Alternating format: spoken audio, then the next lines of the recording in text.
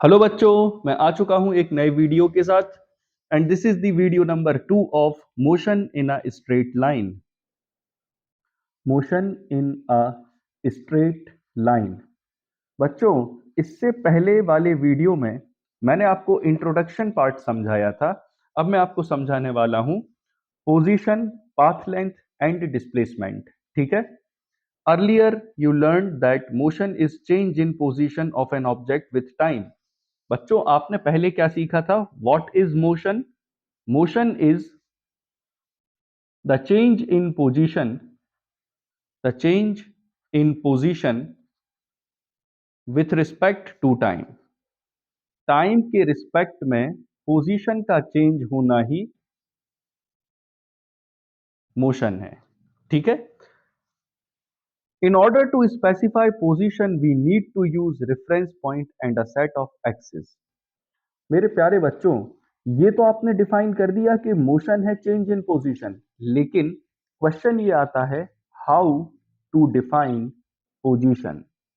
How to define position. ठीक है। We need to use a reference point and a set of axis. To specify position we need to use a reference point and a set of axes. It is convenient to choose a rectangular coordinates system consisting three mutually perpendicular axes labeled x, y, and z axes. The point of intersection of these three axes is called origin O and serves as the reference point. देखें मेरे प्यारे बच्चों, बहुत अच्छे से समझना, बहुत interesting topic है और ये समझ आ गया तो फिर कभी आपको मोशन में प्रॉब्लम नहीं होगी। बच्चों, अगर किसी ऑब्जेक्ट की पोजीशन डिफाइन करनी है तो हमें काय की जरूरत होती है? Three axis, X, Y and Z. कितनी एक्सिस हैं बच्चों? थ्री हैं टोटल। इन तीनों एक्सिस की हेल्प से हम क्या डिफाइन कर सकते हैं? Motion. Set of three axis. ठीक है। और यहां पे जिस पॉइंट पे ये तीनों एक्सिस आपस में इंटरसेक्ट कर जाएं उस पॉइंट को क्या कहते हैं बच्चों? Origin. So what is O? O is origin. यहां पे कितनी एक्सिस दिख रही हैं? Three, namely X axis, y axis and z axis. The coordinates x, y, z of an object describe the position of the object with respect to the coordinate system. To measure time, we position a clock in this system. This coordinate system along with a clock constitutes a frame of reference. देखें बच्चों, ये जो आपने बता दिया, इसमें एक ये जो सिस्टम है इसमें एक क्लॉक का भी यूज होता है। This is a clock. इस क्लॉक का काम क्या है बच्चों? एज यूजुअल टाइम बताना। ये क्लॉक क्यों रखी है इस फ्रेम में? ताकि ये क्या बता सके? टाइम। ठीक है ना। तो अगर हम कहते हैं बच्चों इस फ्रेम में एक ऑब्जेक्ट रखा हुआ है जिस ऑब्जेक्ट का नाम है पी, और कहा गया है कि इस ऑब्जेक्ट की जो पोजीशन है वो है small X comma small Y comma small Z at time small T. अगर आपसे कोई कहता है कि ये एक ऑब्जेक्ट है P और ये क्या है? पॉइंट ऑब्जेक्ट है। पॉइंट ऑब्जेक्ट का मतलब होता है जब ऑब्जेक्ट के डायमेंशंस को हम क्या मान लेते हैं? नेग्लिजिबल, तब उसको हम क्या कहते हैं? Point object. इस पॉइंट ऑब्जेक्ट की हम अगर पोजीशन कहते हैं P is equals to small X small Y small Z at time T, तो इसका मतलब क्या होता है कि इस पॉइंट ऑब्जेक्ट की पोजीशन ये है और इस समय पे है। यहां पे स्मॉल एक्स स्मॉल वाई और स्मॉल जेड क्या है बच्चों? यहाँ पे स्मॉल एक्स स्मॉल वाई और स्मॉल जेड है पोजीशन ऑफ ऑब्जेक्ट, या फिर हम कह सकते हैं position coordinates of the object. Position coordinates of object. और कैपिटल एक्स, कैपिटल वाई और कैपिटल जेड क्या है? एक्स एक्सिस, वाई एक्सिस और जेड एक्सिस। अब ये पोजीशन कोऑर्डिनेट्स को और अच्छे से समझें तो इस सिस्टम को हम फिर से ड्रॉ करते हैं। ये X axis, Y axis, Z axis, ये ओरिजिन। ठीक है। अब वापस से अगर हम एक ऑब्जेक्ट को समझें, यहां पे एक ऑब्जेक्ट है इसको नाम दिया है P, और इसके कोऑर्डिनेट्स क्या है, small x, small y, small z। तो यहाँ स्मॉल x क्या है बच्चों, ये स्मॉल x एक्चुअल में इस ऑब्जेक्ट की, ये जो आप देख रहे हैं YZ प्लेन, ये कौन सा प्लेन है बच्चों, YZ प्लेन से इसकी दूरी है। अगर कोई पूछता है y क्या है यहाँ पे, तो ये जो आप देख रहे हैं XZ प्लेन, ये वाला जो प्लेन है ये कौन सा प्लेन है, XZ प्लेन। यहां से इसकी जो डिस्टेंस है बच्चों वो कितनी है, y। और फिर फाइनली कोई कहता है कि z क्या है, तो z इसकी XY प्लेन से डिस्टेंस है। तो डिस्टेंसेस समझ आ गई। कहते ना इस पॉइंट ऑब्जेक्ट P की पोजीशन है small x, small y, small z। तो स्मॉल x क्या है, यहां पे जो 3 एक्सिस आपको दिख रही हैं, तो ये x एक्सिस, y एक्सिस और z एक्सिस है। यहां पे प्लेन कितने हैं, तो ये एक YZ प्लेन है, दूसरा प्लेन है XY प्लेन, और तीसरा प्लेन है XZ प्लेन। ठीक है, यहां कैपिटल X बना देता, XZ प्लेन, XY प्लेन और ये YZ प्लेन। इनसे इनकी जो डिस्टेंस है वो है X, Y और Z। ठीक है, तो इस पॉइंट पे की क्या डिफाइन हो गई, पोजीशन।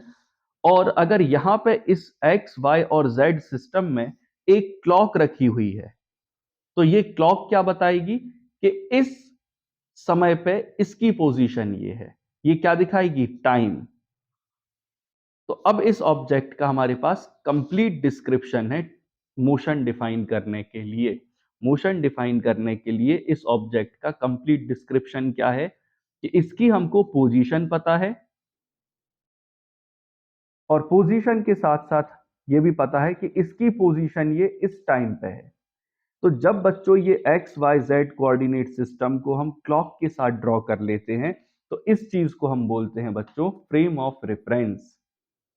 क्या बोलते हैं बच्चों, बहुत इंपॉर्टेंट टर्म है ये फिजिक्स में, फ्रेम ऑफ रेफरेंस।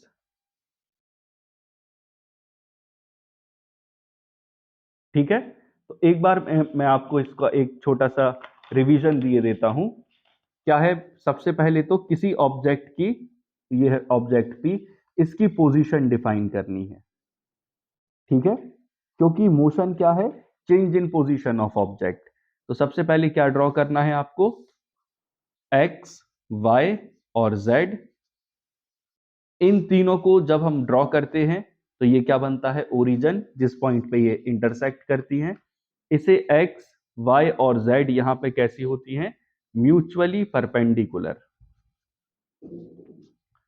ठीक है, और ये तीनों मिलकर के क्या बनाती हैं, कोऑर्डिनेट सिस्टम। क्या बनाती हैं बच्चों, कोऑर्डिनेट सिस्टम। और इस कोऑर्डिनेट सिस्टम के साथ अगर एक क्लॉक और अटैच कर दी जाए, दिस इज ए क्लॉक, और इस क्लॉक का काम क्या होता है कि किसी ऑब्जेक्ट की पोजीशन किस समय पे है, ऐसी क्लॉक होती है ना।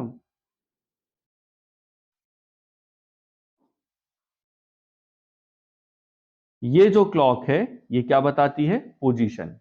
पोजीशन किस समय पे है, ये बताती है टाइम।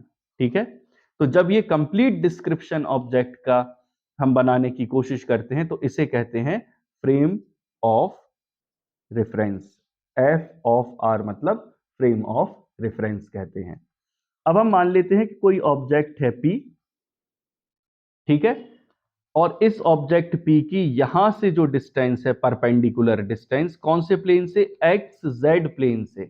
प्लेन कितने हैं, एक्स जेड, दूसरा है वाई जेड, तीसरा है एक्स वाई। ठीक है, अगर हम इसकी यहां से डिस्टेंस देखें एक्स जेड प्लेन से, तो डिस्टेंस आती है स्मॉल वाई। यहां से इसकी डिस्टेंस देखें तो कितनी आएगी बच्चों, स्मॉल एक्स। यहां से एक देखें डिस्टेंस तो कितनी आएगी, स्मॉल जेड। तो ये small X, small Y, small Z actual में हमें क्या दे रहे हैं, इसकी पोजीशन। और ये क्लॉक क्या बता रही है, ये पोजीशन इस समय पे है।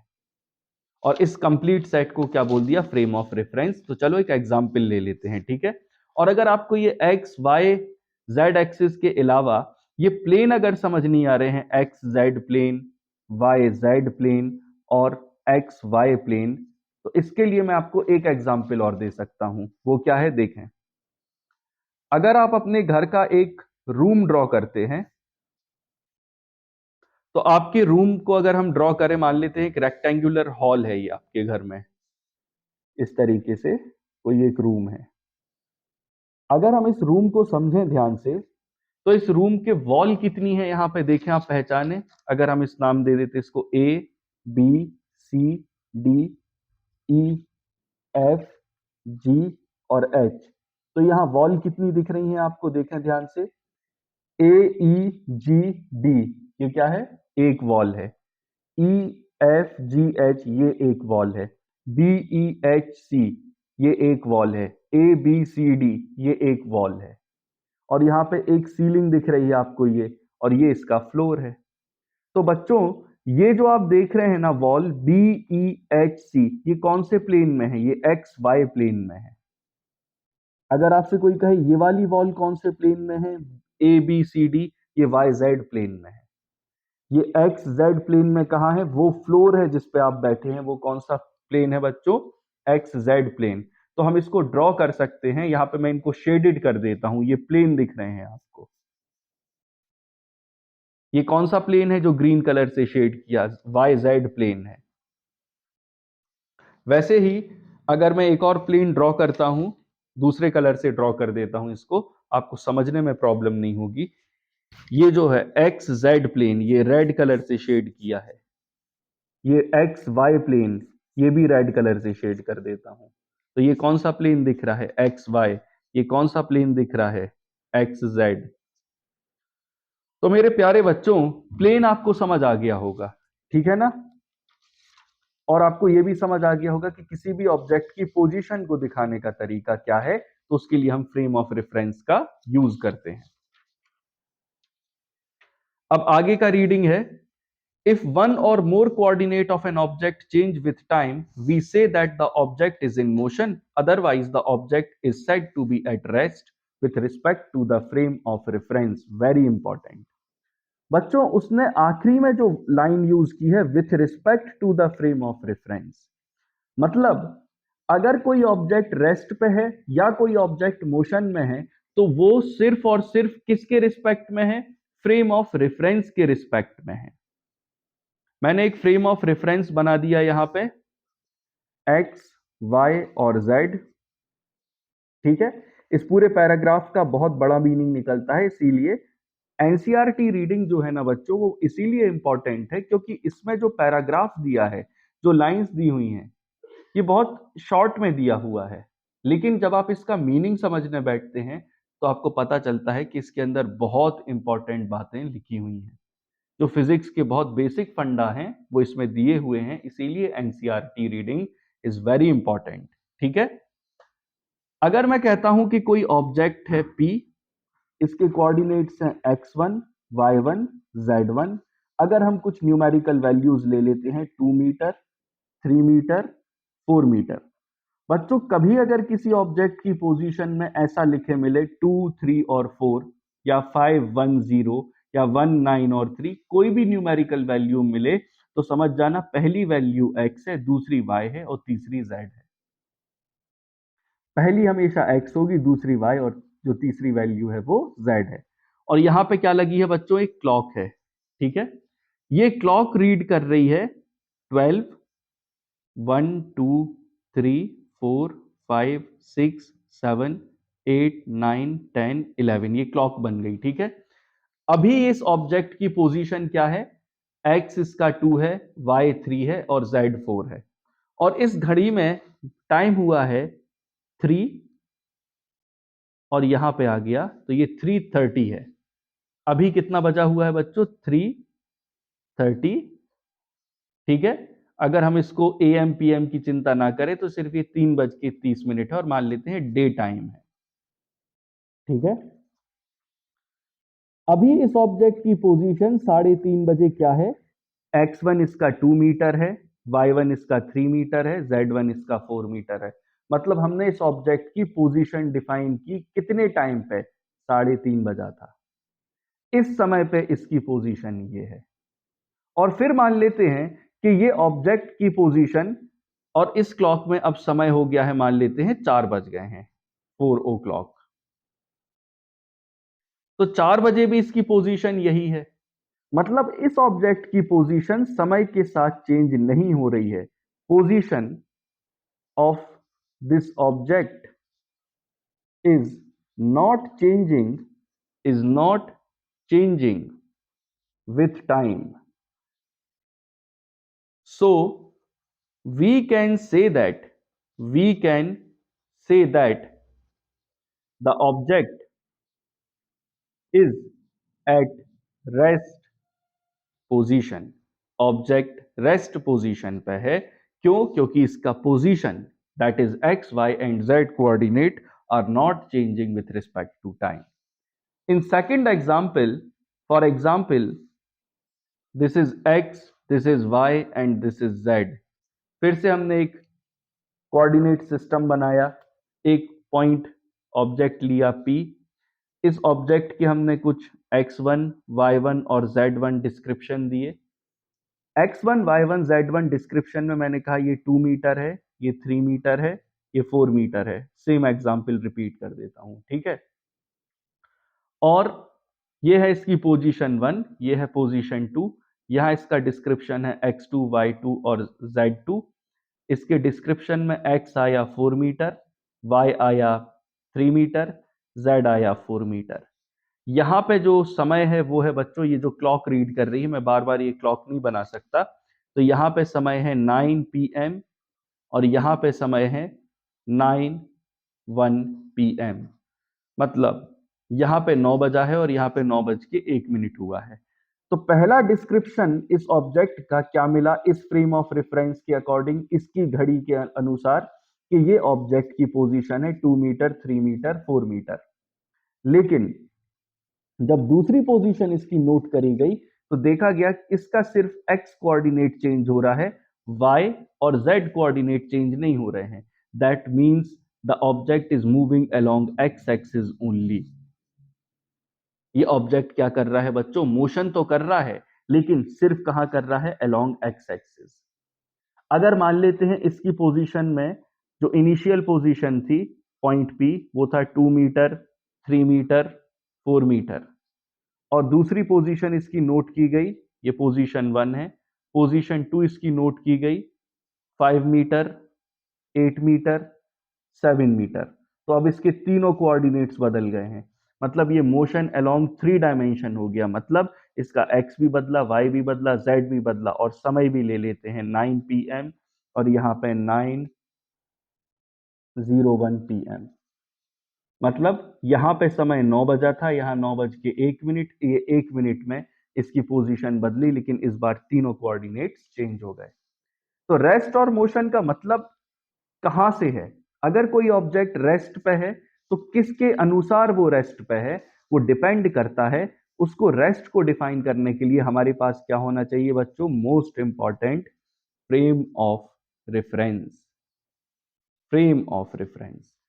अगर कोई ऑब्जेक्ट रेस्ट में है तो किसी फ्रेम में है, इस फ्रेम के अनुसार ये ऑब्जेक्ट रेस्ट में है, इस फ्रेम के अनुसार ये ऑब्जेक्ट मोशन में है, और ये ऑब्जेक्ट इस तरीके से मूव कर रहा है कि इसका सिर्फ एक ही कोऑर्डिनेट बदल रहा है और इस ऑब्जेक्ट के दोनों कोऑर्डिनेट बदल रहे हैं. चाहो तो अगर कंफ्यूज हो रहे हो तो यहाँ पे एक और फ्रेम ऑफ रेफरेंस का डायग्राम बना लें.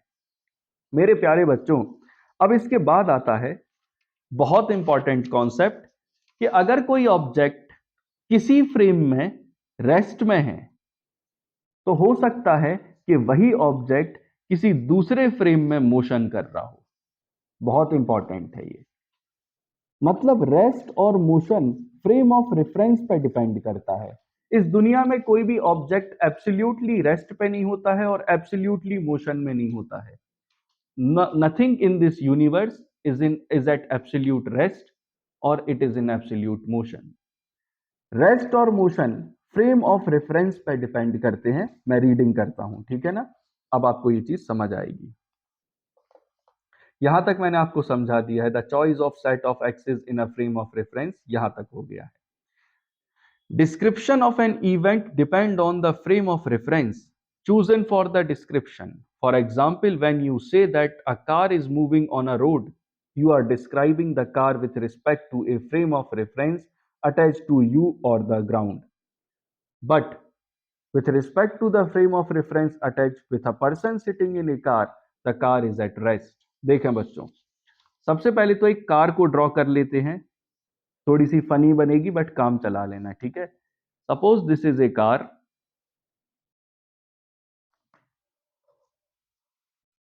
और इस कार के अंदर एक पर्सन बैठा हुआ है, ठीक है। Suppose this is a driver, यहां इसका हैंडल है और ये इसको ऐसा पकड़ के गाड़ी चला रहा है, ठीक है।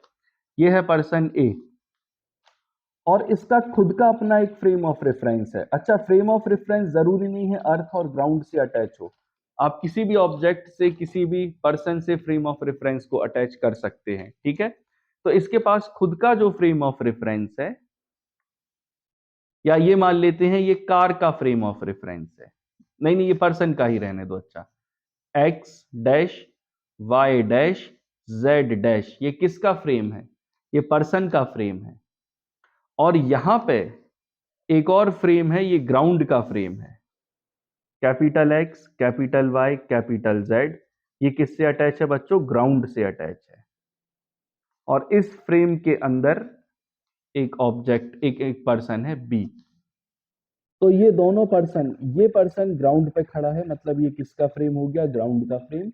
और इस पर्सन से खुद से अपना एक फ्रेम ऑफ रेफरेंस अटैच है। तो अगर ये पर्सन अपने फ्रेम ऑफ रेफरेंस से इस गाड़ी को देखेगा, ये इतनी बड़े ऑटोमोबाइल को, तो ये ऑटोमोबाइल इस पर्सन के लिए कौन सी पोजीशन पे होगा? रेस्ट। क्योंकि जिस स्पीड से ऑटोमोबाइल आगे बढ़ रहा है उसी स्पीड से पर्सन आगे बढ़ रहा है। इस पर्सन के फ्रेम ऑफ रेफरेंस में इस ऑटोमोबाइल का डिस्प्लेसमेंट हुआ ही नहीं। लेकिन अगर कोई पर्सन बी ग्राउंड से खड़े होकर के इस बस को आगे जाते हुए देखेगा तो उसके लिए ये गाड़ी क्या है? मोशन में है। लेकिन वो व्यक्ति जो इस गाड़ी के अंदर खुद बैठा है, उसके लिए ये गाड़ी कौन सी पोजीशन में है? रेस्ट पोजीशन में है। इसको हम और अच्छे से समझ लेते हैं। मैं अपना खुद का एग्जाम्पल देता हूं। अगर कोई रेलवे वैगन है जिसमें 2 पैसेंजर्स बैठे हुए हैं, this is passenger A, this is passenger B, this is passenger C and this is passenger D. तो ए बी सी और डी ये सभी इस रेलवे वैगन के अंदर हैं। ये वैगन है, ठीक है। और यहां पे एक प्लेटफॉर्म है जहां पे एक थर्ड पर्सन है ई, वो इन सबको देख रहा है। तो ए बी सी डी के लिए ये सब एक दूसरे के लिए रेस्ट पे हैं क्योंकि इनकी पोजीशन चेंज नहीं हो रही। ये सभी पर्सन इस रेलवे कोच के अंदर हैं, या फिर रेलवे बोगी कह लो, जो भी आप लोग कहते हैं। ये सब कहां हैं? इसके अंदर हैं और ये खुद अपनी एक वेलोसिटी से चल रहे हैं। तो ये सब एक दूसरे के लिए तो रेस्ट पे हैं। लेकिन अगर कोई पर्सन इनको खड़ा होकर के इस फ्रेम से बाहर से ऑब्जर्व कर रहा है, मतलब ये कहां से ऑब्जर्व कर रहा है? ग्राउंड फ्रेम से इन सबको ऑब्जर्व कर रहा है, तो ये सब की पोजीशन समय के साथ उसको चेंज होती हुई दिखेगी। मतलब ये सब क्या कर रहे होंगे? मोशन। तो मेरे प्यारे बच्चों, आप हमेशा याद रखना, जो मोशन होता है वो रिलेटिव होता है। ए के लिए बी रेस्ट पे है, बी के लिए ए रेस्ट पे है, बी के लिए सी रेस्ट पे है, सी के लिए बी रेस्ट पे है, सी के लिए डी रेस्ट पे है, डी के लिए सी रेस्ट पे है। ये सब एक दूसरे के लिए रेस्ट पे हैं। आप खुद कभी ऑब्जर्व करेंगे ट्रेन के अंदर, क्या आप अगर ट्रेन के अंदर देखें, एक व्यक्ति आपके सामने सीट पे बैठा है, उसकी आपसे डिस्टेंस है मान लेते हैं 3 मीटर, जस्ट एन एग्जाम्पल, और ये 3 मीटर समय के साथ नहीं बदल रही है। अब अपने मोबाइल में टाइम देखते हैं, 9:10 पर ये पर्सन आपसे 3 मीटर दूर बैठा था और अब टाइम हो गया है 10:10 और अभी भी ये आपसे 3 मीटर दूर बैठा है। तो क्या इसकी पोजीशन चेंज हुई? नहीं। आपके लिए इसकी पोजीशन चेंज नहीं हुई। तो ये व्यक्ति आपके लिए रेस्ट पे है, आप इसके लिए रेस्ट पे हो। लेकिन अगर कोई व्यक्ति जो आप दोनों को ऑब्जर्वर कर रहा है जमीन पे खड़े होकर के, प्लेटफॉर्म पे खड़े होकर के, तो वो देखेगा कि आप दोनों क्या कर रहे हैं? मोशन। तो मेरे प्यारे बच्चों, ये एक छोटा-सा डिस्क्रिप्शन था एनसीईआरटी के ऊपर। अगर आपको वीडियो पसंद आया है तो प्लीज़ लाइक करें, शेयर करें, सब्सक्राइब करें।